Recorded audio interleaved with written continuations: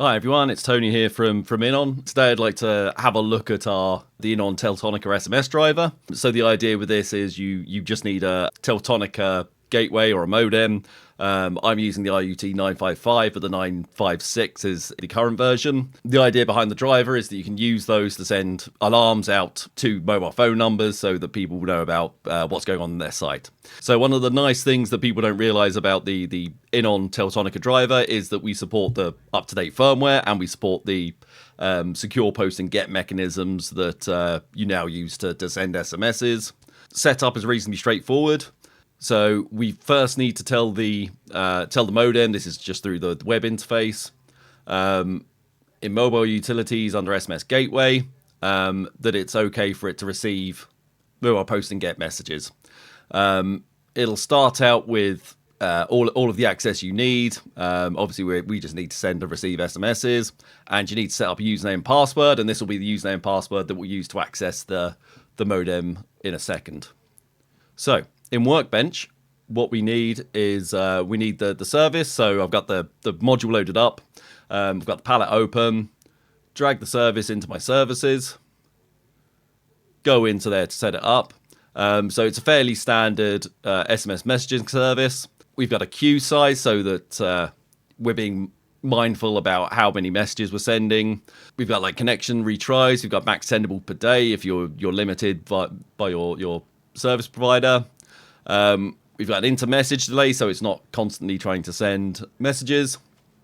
And we've got the settings on how to connect to the modem. So my modem, if I go into config, mine's at a slightly different IP address. The default IP address is in there ordinarily. Mine are at a slightly different address for firewall reasons. Teltonika API user and Teltonika API password. Well, those are the settings that we put into the mobile utilities. Mine are Innon and the very secure password, and I should now be ready to send. So what you will likely find when it first makes a connection, you'll see in the last API response, this is quite good, you can copy and paste this out or you can scan along it to see what the error is. It's very, very likely, or it seems to be with the current firmware, you'll get an error that the modem doesn't exist. So what the driver tries to do is it uses 1-1, which on like the RUT956, I think it is the default modem name.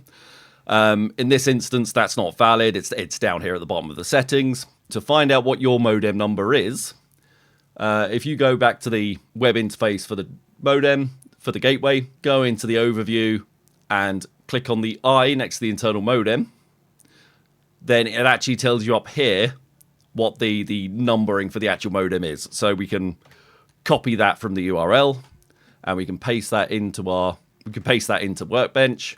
So modem is actually 1-14. Right click on this, actions, ping, and it should come back up. So now we should be able to open up the system and the cellular items to see what the current status is of the modem, and anything that's supported it'll tell you about. So it knows it's got a SIM. It knows it's got a -8 dBm signal system. It tells me about the firmware version and so on. So we're ready to go. Next step is we need to have a recipient, so somewhere that we can send our alarms to.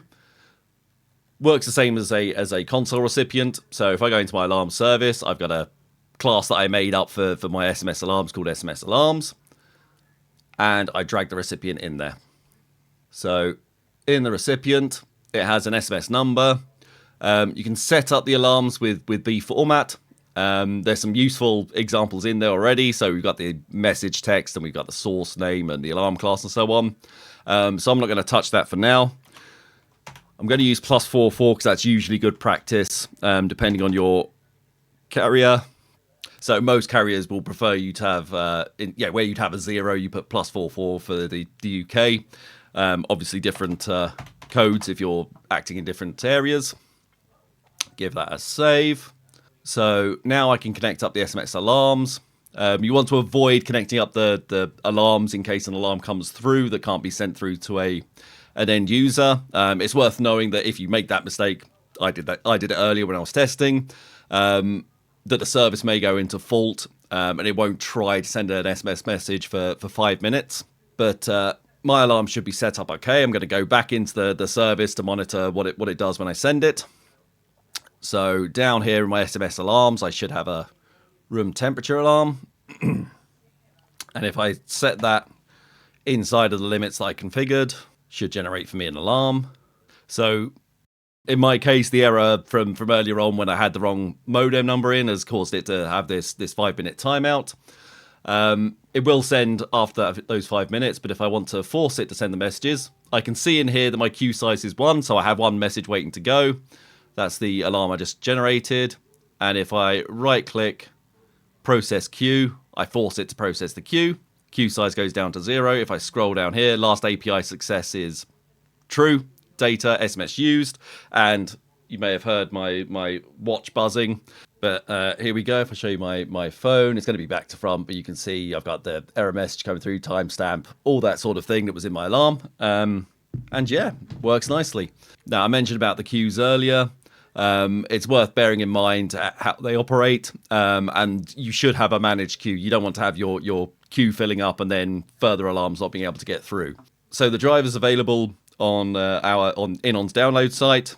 I'll put the link in the description. It does need to be licensed, but you can test it for a limited time period without. So yeah, thanks for watching, guys. I'll speak to you soon.